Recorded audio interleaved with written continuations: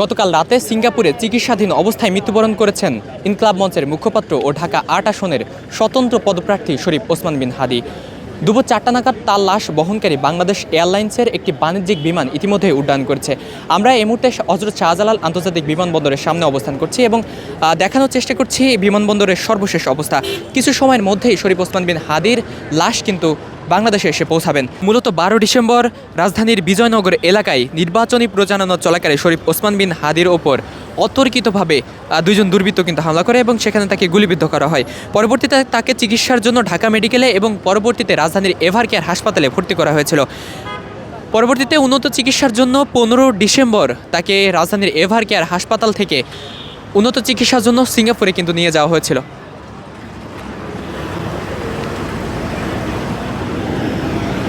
এবং গতকাল রাতে সিঙ্গাপুর থেকে কিন্তু খবর এসেছিল যে শরীফ ওসমান বিন হাদি মৃত্যুবরণ করেছেন। আমরা দেখেছি তার পরপরই ঢাকা সহ সারা বাংলাদেশ উত্তাল হয়ে উঠেছিল। আমরা দেখেছি গতকাল রাতেই রাজধানীর বিভিন্ন জায়গায় বিক্ষুব্ধ ছাত্র জনতা কিন্তু অবস্থান নিয়েছিল এবং তারা বিক্ষুব্ধ ছাত্র জনতা একত্রিত হয়ে প্রথম আলো এবং ডেইলি স্টারের অফিস ভাঙচুর করেছিল এবং সেখানে অগ্নিকাণ্ডের ঘটনা ঘটিয়েছিল। আমরা আজও দেখেছি সকাল থেকে রাজধানীর বিভিন্ন জায়গায় ছাত্র জনতা তাদের অবস্থান কিন্তু ধরে রেখেছে। এখনও পর্যন্ত শাহবাগে ছাত্র জনতার আন্দোলন কিন্তু চলমান এবং ছাত্র জনতা যেমনটি বলছে যে শরীফ ওসমান বিন হাদির হত্যার বিচার না হওয়া পর্যন্ত তারা কিন্তু প্রস্থান করবে না। দর্শক, ইতিমধ্যেই কিন্তু শরীফ ওসমান বিন হাদির লাশ বহনকারী যে বিমানটি, সেই বিমানটি কিন্তু উড্ডয়ন করেছে। চিকিৎসাধীন অবস্থায় সিঙ্গাপুরের শেষ নিঃশ্বাস ত্যাগ করা ইনকলাব মঞ্চের আহ্বায়ক শরীফ ওসমান বিন হাদির মরদেহ বহনকারী ফ্লাইটটি ঢাকার উদ্দেশ্যে কিন্তু ইতিমধ্যে রওনা করেছে। দর্শক, বাংলাদেশ সময় দুপুর 2টা 30 মিনিটে বাংলাদেশ এয়ারলাইন্সের ফ্লাইট BG385 সিঙ্গাপুর চার্লি আন্তর্জাতিক বিমানবন্দর থেকে ঢাকার উদ্দেশ্যে কিন্তু রওনা হয়েছে।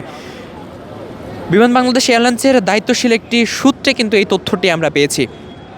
এই মুহূর্তে আমরা বিমানবন্দরের সামনে অবস্থান করছি এবং এখান থেকে সর্বশেষ অবস্থা আপনাদেরকে দেখানোর চেষ্টা করছি। দেখছেন যে শরীফ ওসমান বিন হাদির লাশ বহনকারী বিমানটি কিছু সময়ের মধ্যেই ঢাকা শাহজালাল আন্তর্জাতিক বিমানবন্দরে এসে পৌঁছাবে এবং তারই ধারাবাহিকতায় দেখছেন যে বিমানবন্দরের চারিপাশে অতিরিক্ত আইন শৃঙ্খলা বাহিনী, সেনাবাহিনী এবং বিমান বাহিনীর যে সকল সদস্যরা রয়েছে অর্থাৎ অতিরিক্ত নিরাপত্তা জোরদার করা হয়েছে, সে বিষয়টি আমরা আপনাদেরকে দেখানোর চেষ্টা করছি। দর্শক, বাংলাদেশ এয়ারলাইন্সের একজন ঊর্ধ্বতন কর্মকর্তা কিন্তু আমাদেরকে জানিয়েছে যে BG585 বিমানটি সন্ধ্যা 5টা 50 নাগাদ কিন্তু হযরত শাহজালাল আন্তর্জাতিক বিমানবন্দরে অবতরণ করার কথা রয়েছে।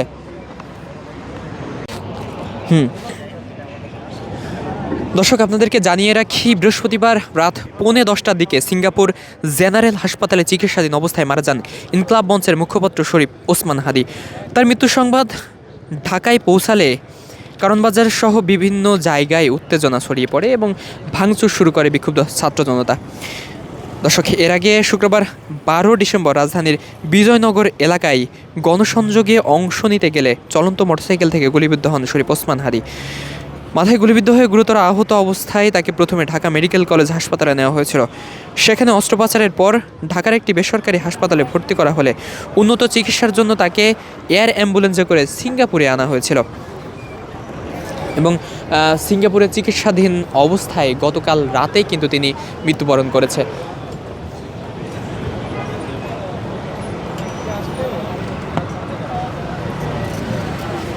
দর্শক, মূলত শরীফ ওসমান বিন হাদি জুলাই আন্দোলনের 24-এর অভ্যুত্থানের পর থেকে বিশেষ জনপ্রিয়তা লাভ করে এবং 24-এর অভ্যুত্থানে তিনি কিন্তু প্রথম সারির একজন নেতা ছিলেন।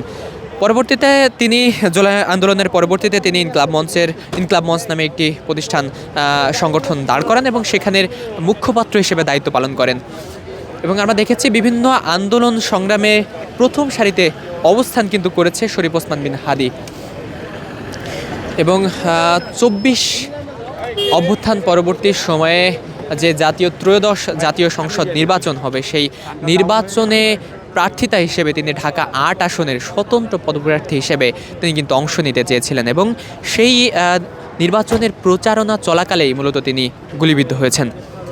ত্রয়োদশ জাতীয় সংসদ নির্বাচনে তফসিল ঘোষণা করার একদিন পরেই এই অনাকাঙ্ক্ষিত ঘটনা সারা দেশের মানুষকে কিন্তু নাড়িয়ে দিয়েছে।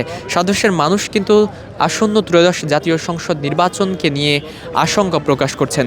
আসলে ত্রয়োদশ জাতীয় সংসদ নির্বাচন কতটুকু সুষ্ঠুতার মধ্যে দিয়ে, কতটুকু নিরাপত্তার মধ্য দিয়ে অনুষ্ঠিত হবে,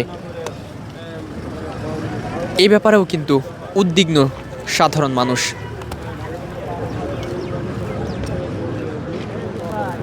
দর্শক, যদি একটু জানিয়ে রাখি, গত 12 ডিসেম্বর শুক্রবার জুম্মার নামাজ পর বাইতুল মোকাররম থেকে জুম্মার নামাজ আদায় করে শরীফ ওসমান বিন হাদি তার যে সকল সদস্য রয়েছে তাদেরকে নিয়ে রাজধানীর বিজয়নগর এলাকায় তিনি গণসংযোগ চালাতে গিয়েছিলেন, অর্থাৎ নির্বাচনী প্রচারণা চালাতে গিয়েছিলেন। এবং সেখানে লিফলেট বিতরণকালে, নির্বাচনী প্রচারণা চলাকালে দুর্বৃত্তদের আঘাতে তিনি কিন্তু আহত হন এবং গুলিবিদ্ধ হন।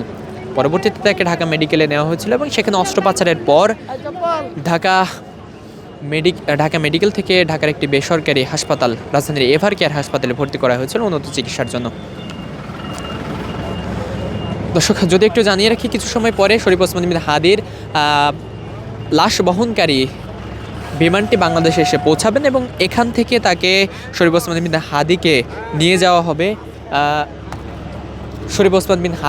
যাওয়া হবে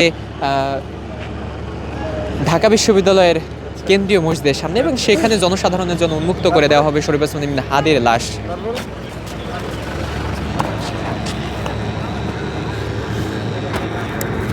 দর্শক, একটু জানিয়ে রাখি, শরীফ ওসমান বিন হাদিকে ঢাকা বিশ্ববিদ্যালয়ের যে কোনো জায়গায় কবর দেওয়ার কথা থাকলেও কিছু সময় আগে শরীফ ওসমান বিন হাদির একটি চিরকুটে কিন্তু পাওয়া গিয়েছে যে শরীফ ওসমান বিন হাদিকে তার বাবার কবরের পাশে কবর দেওয়ার কথা কিন্তু তিনি লিখে গিয়েছেন।